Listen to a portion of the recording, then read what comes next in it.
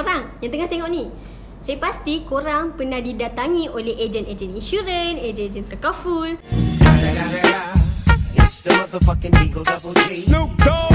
Dan diorang ni kadang-kadang annoying kan, saya akuinya lah. Tapi dalam korang reject orang-orang insurans dengan takaful ni, korang tahu tak apa sebenarnya insurans? Macam mana insurans ni boleh datang dan dunia ni boleh wujud? Jadi jom sama-sama dengan saya, kita tengok dan menyusuri apa tu insurans sebenarnya. Jom. Run.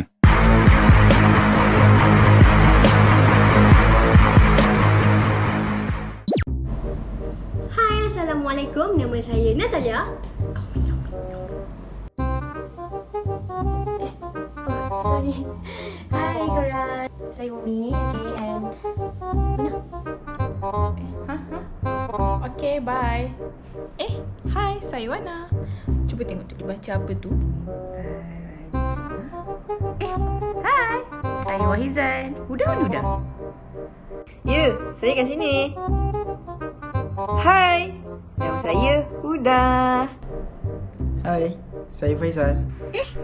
Hai, saya Nabila.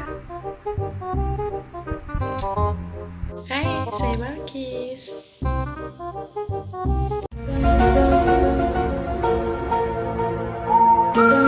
Assalamualaikum. So, hari ni kita orang daripada WWM Production Team, kita orang akan kupaskan sikit dekat korang tentang secara insurans. Okay, insurans ni sebenarnya dia berkonsepkan pemindahan risiko. Tetapi konsep ni sebenarnya dah digunakan daripada zaman dulu-dulu lagi, okay, oleh pedagang-pedagang Cina dengan pedagang-pedagang yang lain. Pada zaman dulu diorang menggunakan kargo untuk bawa semua barang dagangan diorang untuk bergerak dari satu tempat ke tempat yang lain. Tetapi kargo-kargo itu sendiri ada risiko dia, di mana akan tenggelam di lautan ataupun dirampas lanon. Okay, so macam mana diorang nak kurangkan kerugian dan risiko tu? Diorang pun bahagikan dagangan diorang kepada kargo-kargo yang lain, supaya jika salah satu kargo berlakulah risiko tenggelam ataupun dirampas lanon, okey, dari situ kita boleh nampak sendiri di mana jumlah kerugian tu sangat rendah, okey. Dan dalam era yang sama di Babylon, diorang gunakan sistem yang sama juga. Sistem tu digelar sebagai Bottomry, okey. Untuk Bottomry ni dia ada cerita yang menarik juga, so korang dengarkan daripada Wana. Sistem Bottomry ni adalah di mana pinjaman barangan yang telah dikeluarkan kepada para peniaga ni akan dianggap langsai jika berlaku risiko terhadap barangan tersebut. So sebagai contohnya, barangan para peniaga tu hilang di lautan.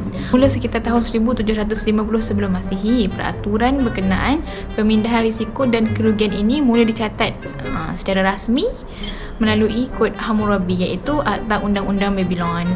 So dalam Kod Hammurabi tu adalah diterangkan secara ringkas tentang peraturan urus niaga, kontrak, serta apa yang patut tanggung kerugian jika urus niaga mereka tu gagal dilaksanakan disebabkan oleh bencana.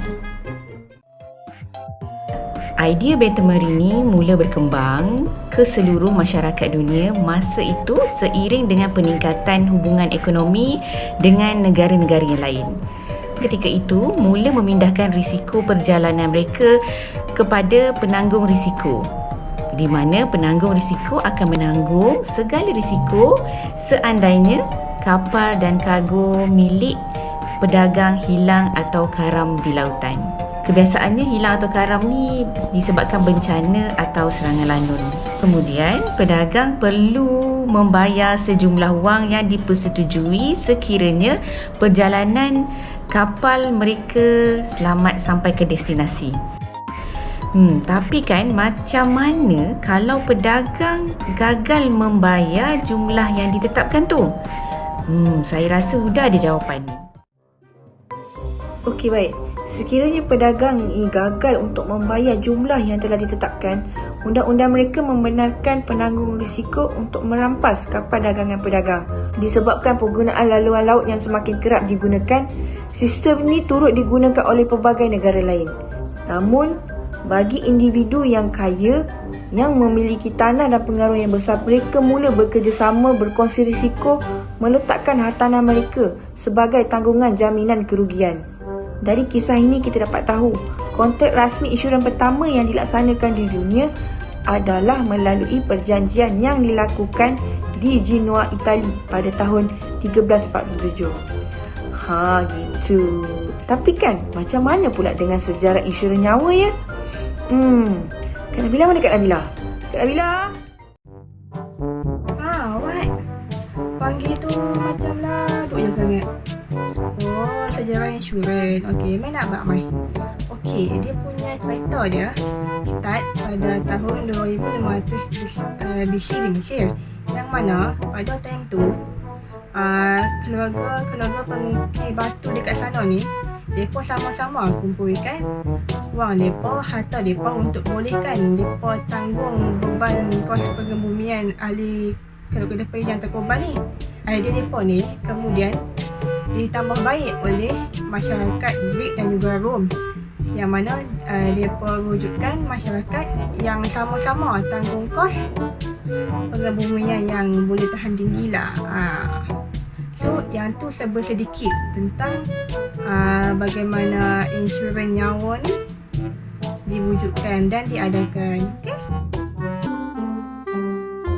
Untuk pengetahuan anda semua, polisi insurans nyawa pertama di dunia dipercayai ditulis pada penghujung abad ke-16, iaitu di England. Mantap. Ketika itu, ada penumbuhan kumpulan pekerja dan ahli masyarakat kat situlah dia berkongsi dana untuk menguruskan risiko. Tapi benda tu tak berkekalan lama disebabkan kelemahan pengurusan dan kerugian terlalu besar. Tapi korang tahu tak punca kerugian terlalu besar tu disebabkan apa? Rasanya Kak Bagis tahu kot. Apa yang Bakis baca, kerugian ini sebenarnya berpunca daripada kegagalan mereka menganggarkan usia kematian seseorang. Masalah sama turut dihadapi oleh beberapa syarikat insurans terawal yang mengenakan bayaran kepada setiap orang tanpa mengira usia dan risiko. Kita tahun 1963, tahap risiko kematian seseorang mula diambil kira. Ini dapat membantu menyelesaikan masalah itu. Pada tahun 1762, Society for Equitable Insurance on Life and Survivorship berjaya ditubuhkan, iaitu syarikat pengendali insurans nyawa pertama di dunia. Dan ini menjadi batu asas kepada penubuhan syarikat insurans lain di serata dunia. Jadi itulah serba sedikit tentang sejarah insurans yang dikongsikan oleh rakan-rakan seperjuangan saya. Korang mesti nak tahu apa beza insurans dengan takaful. So nantikan next video kita orang nanti, okay? Jangan lupa komen, like dan share video ni berapa banyak. Dan jangan lupa subscribe. Okay, bye. Jumpa lagi.